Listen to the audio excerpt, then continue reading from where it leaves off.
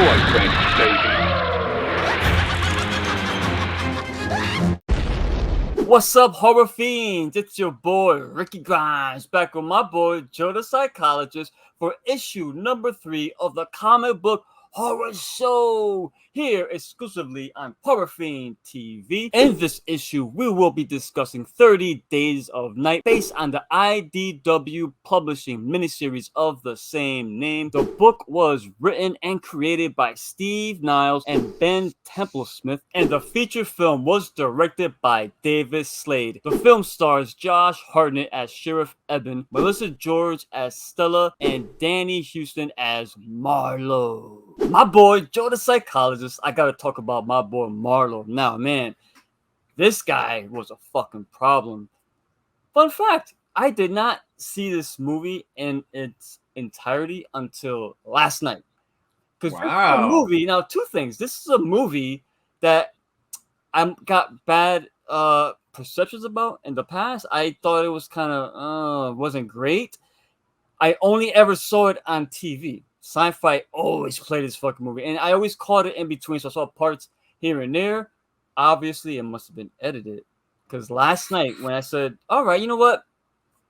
Yes, I want to go back and revisit it from beginning to end. And when I saw it, and I'm thinking to myself, bro, is this the same fucking movie? Like, this is awesome. Like, immediately I was hooked. And the vampires in this, especially their leader, Marlowe, awesome stuff. Now, I really liked what these guys were doing, because this film starts with fucking dread.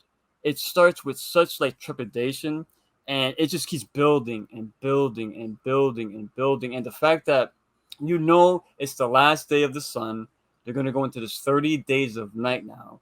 And you see random shit going on, so you know something is building. And you know there's vampires in their movies, so you kind of know what it is. Yeah. And when I saw these motherfuckers in action, especially the way Marlowe like controlled them in a sense, the way he spoke to them and communicated with them, I think that was pretty damn original, man.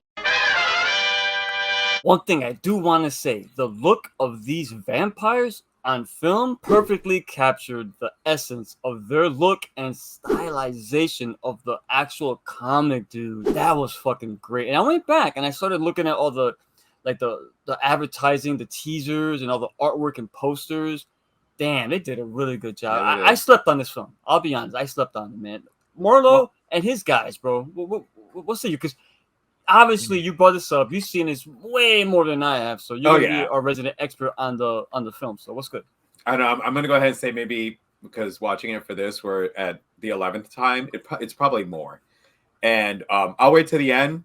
But I actually read the miniseries too. So, but dude, Danny Houston fucking killed it. Yes. Dude, I mean, if he popped up in front of me, I would fucking piss my pants. I mean, like, honestly, I would know I'm pretty fucked. He was so menacing looking. You know, the thing is, we've been used to vampires with just the two fangs. Like, it was rows of jagged teeth. What did it remind you of? Unfortunately, it was reminding me. You got your jaws? See, no, not jaws. Sharks. Sharks. Yeah, sharks. Teeth. Well, obviously inspired from shark teeth. I had thought about the Dominators from DC Comics when I did see them. Okay, well, you're a comic book nerd. but yes, it was like shark teeth, and that's the whole thing, though. Awesome, because you know when you get bit by a normal vampire, it's just those two sharp teeth. Like this is like rows of sharp teeth. Yeah. And if you notice, as the movie went on, and the more they fed, their features started to change. Not only the shark teeth, but the black eyes. The black eyes. Like a doll's eye. Yes. Some of them filled up, but I want to say there was two the female, especially when her eyes kind of started slanting and separating a little bit. Crazy. But they had their own language. Mm-hmm. So you didn't know what the fuck was going to happen. Even better, man. So it's like he's directing them. In other movies, we would have heard, all right, so we're going to separate. He's talking. You're like, and there's no closed captioning. There's no translation for you. So you really don't know what he's telling them to do, what their plan is. And did you turn on your subtitles? Oh, is there subtitles for it? Yeah. Oh, I watched it without subtitles. Yeah. Oh, well, shit. Yeah. I Yeah. didn't have my subtitles on. Yeah, so I got everything they were saying. Oh, you got it. Oh, well, see, That's for why me, I was like, because it sounded like they were making clicking noises and all and types it's of. weird because I could have sworn that because I haven't seen this movie. Honestly, it's been about it maybe at least 5 years. I could have sworn that I thought that I knew what they were saying, and then but I watched it with subtitles, without subtitles, and guess what? Actually, for me, it was your first time really watching from beginning to end. If you watch the movie without the subtitles on, it makes it even scarier. Oh to yes, be I honest with could you. because what they're saying and their body language, what you come up with in your head, is way worse. Damn, so all I the messed time. up on that. I should have put the subtitle on because we both watch it on the same platform. Yeah. If you guys have Plex, that's the only place that has it available. So if you have a Plex account, good luck to you. And the only reason why I turned them on was because it is on Plex. It was a bit low, and I got the air conditioning blasting because it's fucking hot as hell. So I'm like, damn, I can't hear what they're fucking saying. All right, let me turn the subtitles on, and lo and behold, there you go. I everything they said. It communicated to me. And that's funny because my little mess up added actually intensified the fucking movie for me because I'm like, what the fuck's he? Because I like again and I remembered what they said in the comics, so I'm like, well, this is different, and it was only different because I forgot to put the subtitles on. Shit, they were scary as fuck. And not just Marlowe. They got his whole crew. Who was I don't know their names, but the bald one that was like the main, like next to Marlowe. I'm gonna say he was so the bald one was like his henchman. Yes. Because in the comics there's one bald character that deals with Marlowe. So that so it's kind of his henchman. And then I don't know if the female is his paramour or what have you. But you had those two were like the main, and they were scary. Like the female, I'm gonna call the female leader because she's the one that sticks out. She was scary as shit. Man, just the way they would look and screech, and just that alone was fucking scary as hell, man. And the fact that the whole film is at night, obviously, and they're in Alaska, bro. You know how fucking cold it is? I don't even gotta tell you, bro. We talked about Marlowe and his gang. Let's talk about how they fucked you up, man. Vampires are known to be kind of, fancy with the way they suck blood. They want to be very finesse with it, if you know what I'm saying. But these motherfuckers, like you mentioned, they ain't got fangs. They got a roll of fucking shark teeth. They fucked you up. Chat me up, bro. Chat me up. All right. So first, I want to just hit up on the town massacre. That was so beautifully shot because, as you said, it's all shot in the dark, but you have snow, which is white. But as people are being killed and you're seeing blood splattering against the white snow, where you can tell that someone is being dragged because it's just the drag of snow. I mean, seeing we just did Doctor Strange, and as far as massacre stuff like that, this was just up there. And I know I'm probably sick for this, but as I'm watching it all happen, I'm like, it's so beautiful. It's so beautiful. The contrast of the red on the snow, it elevated. So then all of a sudden you're like, holy shit, they're getting like fucking torn up. But as you said, the way that vampires naturally, not naturally, but we've been used to seeing them.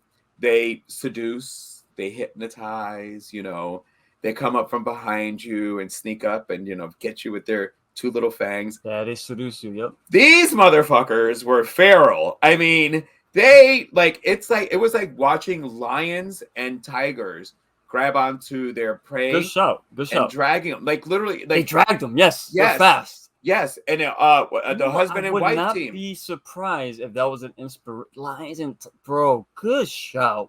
Because that's on point with what happened. So rewatch, because here's the thing with us doing our shows. Back when I watch these movies, I don't sit there to critique and look at certain things.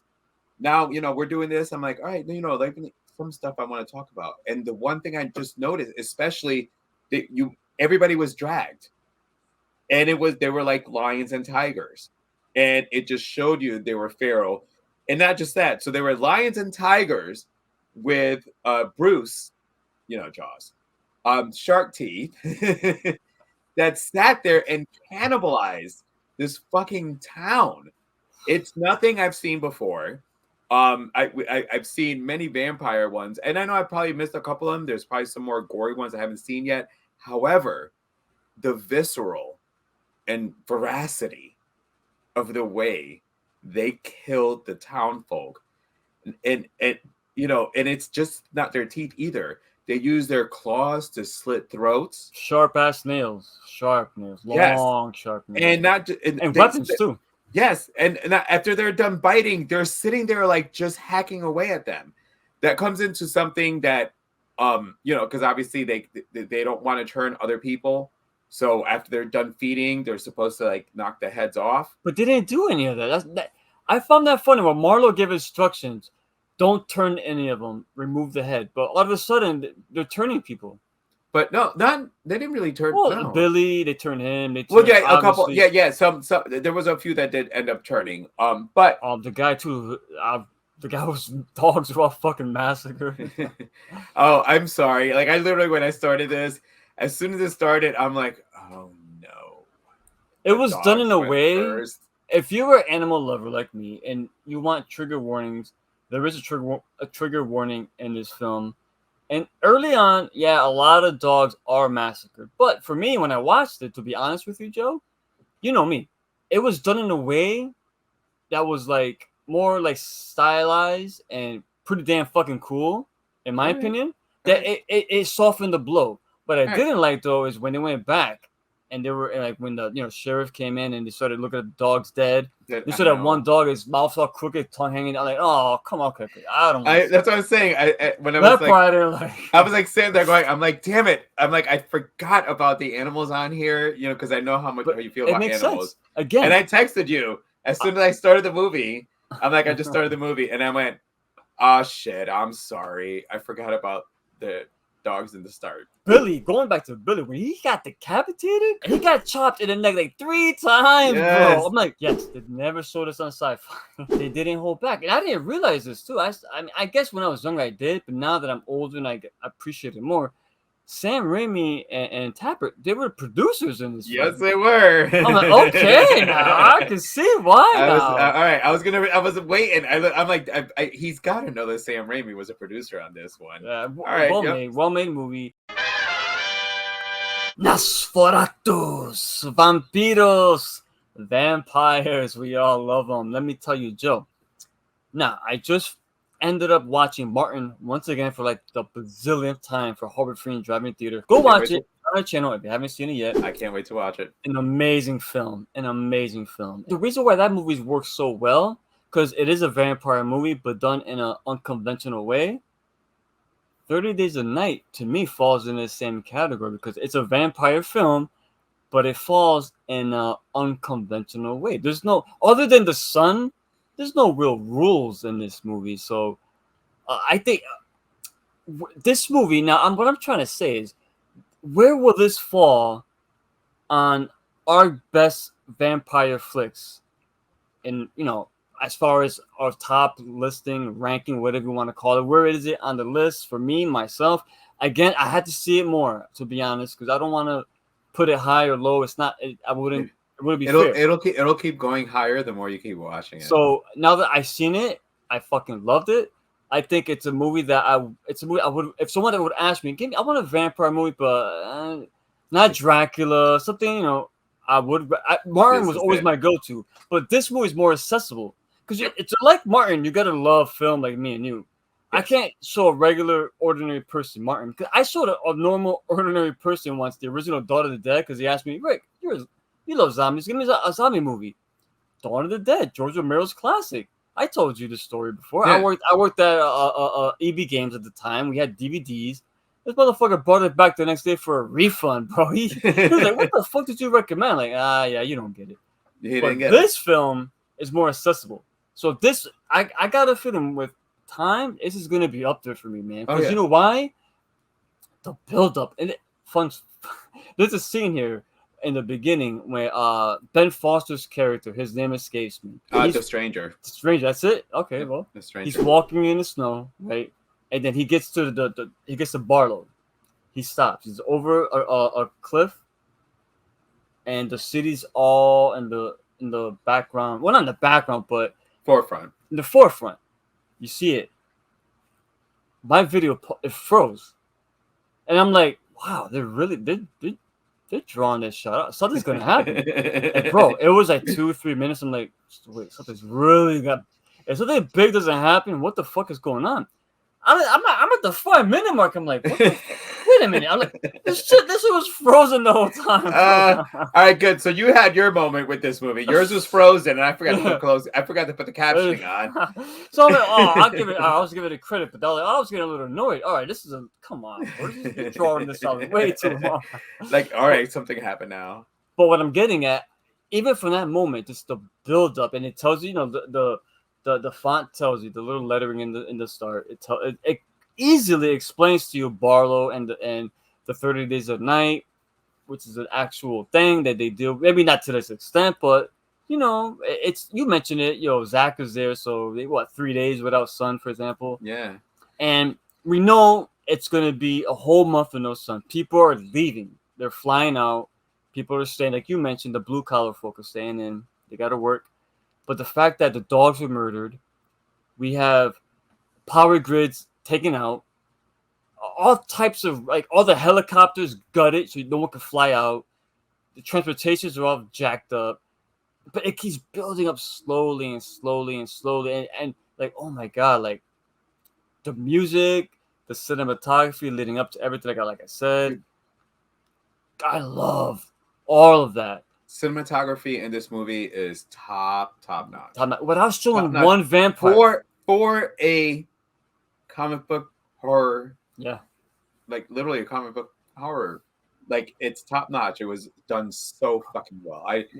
Without seeing one vampire, I was so hooked on this fucking movie. I'm like, oh my God, I'm invested. I'm all in. Normally, if I watch a movie, I got good scenes here and there. Okay, this is pretty cool, but this one grabs you by the fucking nuts, and it does not let go, bro. So I knew you were gonna love this. It's gonna be up there. This is definitely top tier.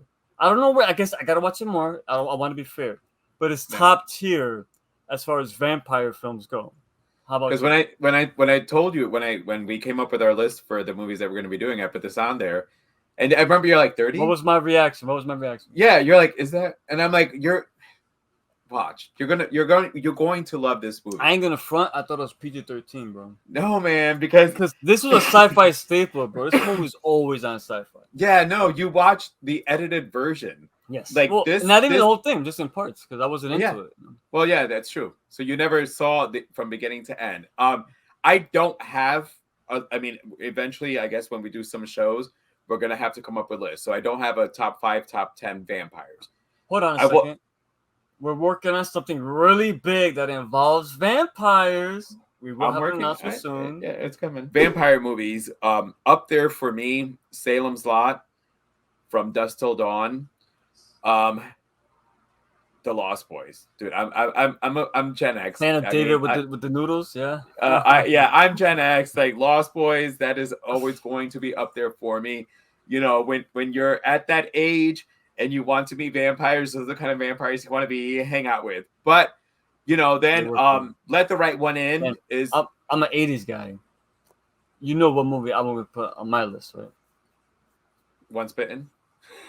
Welcome to Fright Night. Oh, that's an awesome one. And it's still not up there for me though. Like all the ones I like, and Let the Right One In. Let the Right One when you mentioned the original. No, the original. The original. I did like the remake. I did not hate the remake. I will say bad film. I hate when the U.S. remakes. It was too close. Too soon. I think it was like 3 years apart. There's no point. Yeah. And I don't think the original one, the director and writer of the original was involved. But 30 Days of Night is going to be my top 5. It's just a matter of where it's going to fall, because we have been sanitized with vampires, Twilight. Honestly, Tom Cruise totally screwed Interview with a Vampire. What's that? Yeah, like he didn't stick to the source material on that. It would have been better if the source material was stuck. But Anyway, I'm digressing on that one. 30 Days of Night, when I first saw it, I was hooked. Because again, I read the comic. Now, you know, when we go to close this off, I'll bring up some of the comic things because because after especially you told me this is your first time from beginning to end, it did drift away from source material, but I'm gonna say that, and if anybody who's watching this is gonna go against it, I'm okay, I'm open to that. However, the way they changed it worked for this movie. It really did. It didn't sanitize it. It made some things just the a little bit miniseries better. was 3 issues, right? Three books? issues. 3 issues. So, there are some other ones to follow up after that. I myself only read the 3-issue miniseries. that's the thing, because like this, they had 3 books to tell a story. Yeah, they had 2 hours in this film to tell. And that's what they did. They got to take liberties, yeah. So. Oh no. They told the story that was in the comic book was told in the movie. They just changed a couple of things, and honestly, the changes that they made would have only left us viewers going, but wait a minute. So in a way, the way they did it, we're not left with all the questions that you would when you're reading a miniseries, because you know that if you're reading a comic book, a miniseries, and if it does well, there's going to be a follow-up to it. Yeah. But no, this is a top 5 for me. For sure. I'm gonna revisit it one more time. I've not seen vampires kill the way that these vampires kill. Right. So that's where it completely not just that though, out. Bro. We are zombie fanatics, right? Brains and bruise. Come on, brother. I know. This film felt like a zombie invasion, like Night of the Living Dead, but with vampires instead of zombies. Before we close it out, Danny Houston, man, his character Marlowe, oh my God, when he had the woman in front of him, kneeling before him, and she mentions, "Oh God," and he's like, "God," he's like, looks around, "No God." You're fucking right. That closed captioning, I really should have put that on. I forgot that line. That was the one. He did speak English a few times, and that was one of the few ones like, "No God," but the way he said it. Awesome stuff, bro. And did you know that Danny Houston is half brother with Angelica Houston? You know, Morticia from Addams Family. Kid. Yeah. Really? Yeah. Houston. Oh, that's how she. It is how she spells it. Yeah. Yes. And Danny Houston was the Axeman in American Horror Story. He was the Axeman. You know who else he was? Colonel Stryker. X-Men Wolverine Origins. Oh, you're right. And you know what killed? You know what's funny about this? He played a younger version of Stryker. Which actor played the original Stryker in X-Men 2? Who was behind Weapon X and Wolverine, all that stuff? Shit, the problem is because now my brain went to the younger Stryker. The younger Stryker that they introduced. Who was it? Brian Cox. No, oh yeah, you're right. All right. Yes. That's the reason why I'm getting to this. I'm watching this show. It's not a horror film, but it's fucking amazing. Succession on HBO. As soon as you said Brian Cox, I knew you were going to bring up Succession. So Danny Houston plays Brian Cox's character. He's Logan Roy, the fucking billionaire asshole in this fucking. Oh, if you've seen him, you know what I'm talking about. He's his financial advisor. So they got this scene together. I'm watching it. This is 2 strikers in the same fucking scene together. Wow, this guy played the younger version of this. I love shit like that. I'm sorry, I'm digressing, but I just love things like that. My brother Joe, the psychologist. Let's close this out. Before we close out, though, you had mentioned, multiple times you read the books. What are the differences in this story within? Film to print, and give us your closing thoughts and review the film for us. All right. So my romanticized side in the comics, actually, Eben and Stella were still married and happily married. Oh, yes. So I guess the change that they did was to show that they still loved each other going through all this, and it made the ending stronger, in my opinion. Yeah, it made it. Whereas in the comics, they were still together. So the bigger change in this and the helicopter scene, the reason it was put in there was a homage to the comic book. So in the comic book, when you are shown the town, and then you go to New Orleans, and in New Orleans, it is and she looks like from like the Coven, Madam the witch. I've never seen that movie. Coven, American Horror Story. Oh, say no Marie, more. Madam Marie, what was her name? With the madam, Kathy Bates. No, the It's witch, been a long time, Angela Houston. Angela Bassett. Angela Bassett, yes, okay. The witch that she played. Yes, gotcha. All right. Dude, that was a long time ago. All right. So, when I go to New Orleans. Okay, we can keep that in there. It's good So- to fuck around. All right. No, But- I gotta edit it now because we talked about it. I know. All right. So, when I mentioned New Orleans. Yeah, good. So in the comic book, it flashes to New Orleans, where a witch, I'm gonna go with, kind of like There's witches in the books. Well, I'm gonna go with witch because it's vampires and witches are almost always tied in together. Witches, So, warlocks. It spooks, reminded me of Angela Bassett's character in American Horror Story. She sends her son because she gets a transmission. So the vampires are using Telegram to communicate with each other because they know how the internet works and it's going to be all traced. So they find this way. And she sends her son to go get actual footage of vampires, right?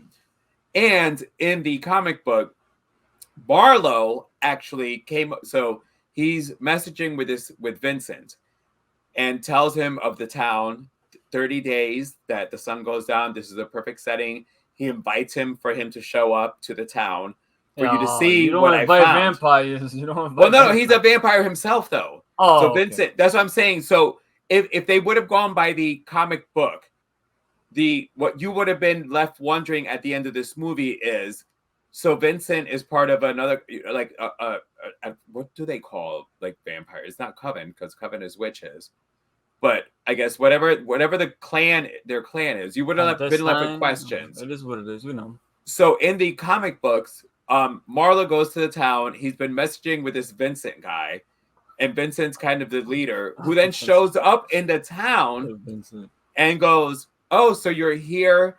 This is what we found." And Vincent goes, "You're a fucking idiot. We have spent thousands of years trying to stay hidden so that nobody knows about us. So you coming into this town and massacring everybody, everyone's going to know about us." So the witch's son shows up because actually Marlo gets killed by Vincent in the comic book. Issue 2, Vincent basically tells him, "You're an idiot." Issue 2. You're an idiot for what you've done. And he kills Marlo because Marlo's idea to show up to this town was actually a big mistake for the vampire community. Yeah. And that's when Eben gets the idea of fighting Marlo, because in the comic books, he witnesses Vincent basically eviscerate Marlo and realizes, I need to be a vampire, hence him getting the vial of blood to put into him. So that's where it came from, the comic books. And Vincent destroys the helicopter because the son is recording the shit, and he looks up and jumps up, destroys the helicopter, which is why it was a good shout out when the helicopter was being destroyed. Yep. Yeah, so I mean, that's where it changed, was that Marlo's idea in here, it worked for this movie. It worked for vampires finding a town that the sun goes down for 30 days. And the whole plan was they killed a whole bunch of people so people can stay in hiding. Right. So when they get hungry, they have other people that are in hiding who eventually will come out, or we can just go and get. Yeah. See, again, the book's more fleshed out. That's cool. It is. And yes, Eben eventually does inject himself and kills Vincent the same way that he killed Marlo in the comics. Punched to the face. Dude, yeah, he put it right through. Like, yes, that was fucking awesome. And again, having read the comic book, I was totally okay with the changes that I made for the movie. Good. Only because it left me going, oh, so they're not together? Let me ask you, there's prequels and sequels for this film. Have you seen any of them? I have not. Okay, I maybe we gotta. So here's the revisit some thing, of but we can look at them without committing to anything. As much as I am I don't think it's in the dictionary, but I've said this word. I'm a completionist because I like to watch all sequels. I find this movie just so wonderful of a standalone Yes. that I think if I watched the sequel, it was just going to ruin how amazing this movie was. Yeah. Like that. Like, so for me, yes, there was little changes, but all in all, I fucking love this movie. That's why I put it on the list. That's why, like, again, I didn't want you to think that I put like a Twilight on the list for us to watch. I want to put it up there. Like, it's Vampires is gonna go up there, but this is for the comic book horror show. So this is an alpha for me. Only because I enjoyed the comic book a little bit more. Yeah. It's more fleshed out. It gave you more. Yeah. Yes. That is the only reason why. Had I not crazy, they made prequels for this. I guarantee you, Vincent and all that story it's gonna be all in there. It's in there, yo. Let's go back and watch it, brother. We can do it. We can have an episode going back and revisiting. All right, is it as good? Since we don't know it, it's probably fucking trash, bro. Hey, we haven't done a revisiting. We haven't done a revisiting episode where we go back and revisiting the 30 Days of Night franchise, brother. So Alpha, huh? Alpha for me. What do you think? Same thing, Alpha for me as well. Maybe it'll change in time. It'll bump up even more. Promise you. I promise you, it's gonna change in time. Like I said before, it is a nitpick, but I was not a fan of the whole.